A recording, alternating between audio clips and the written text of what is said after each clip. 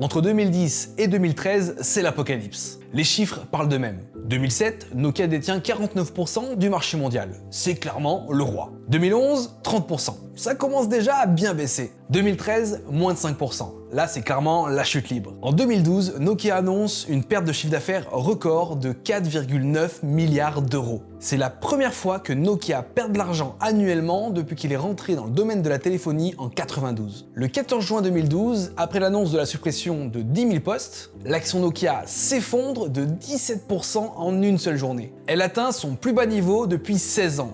1,84 €. L'entreprise ne pèse plus que 8 milliards de dollars en bourse. Pour vous donner une petite idée, au sommet, Nokia pesait plus de 300 milliards de dollars. Les Lumia, les nouveaux téléphones Nokia sous Windows Phone, sortent en 2011. Ils sont beaux, ils fonctionnent bien, mais c'est trop tard. Les gens ont déjà choisi iPhone ou Android.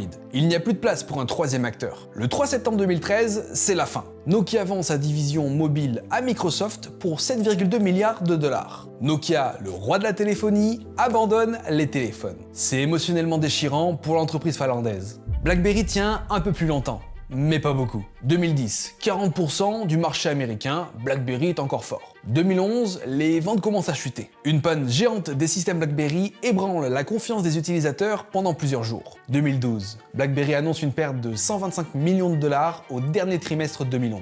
Les licenciements commencent. C'est la plus grande vague de suppression d'emplois de l'histoire de l'entreprise. 2013, BlackBerry lance le Z10, un nouveau smartphone tactile avec un nouveau système d'exploitation. Mais il est déjà trop tard. Cette même année, Apple vend plus d'iPhone en un seul week-end que BlackBerry n'en vend en un trimestre entier. Imaginez. En décembre 2013, BlackBerry publie les pires résultats financiers de son histoire. Une perte de plus de 4 milliards de dollars. L'entreprise supprime 4500 emplois, ce qui fait à peu près un tiers de son effectif. BlackBerry abandonne progressivement la fabrication de smartphones et se concentre dans les logiciels et la cybersécurité. En janvier 2022, tous les anciens BlackBerry cessent de fonctionner. Le réseau est coupé, c'est officiellement la fin.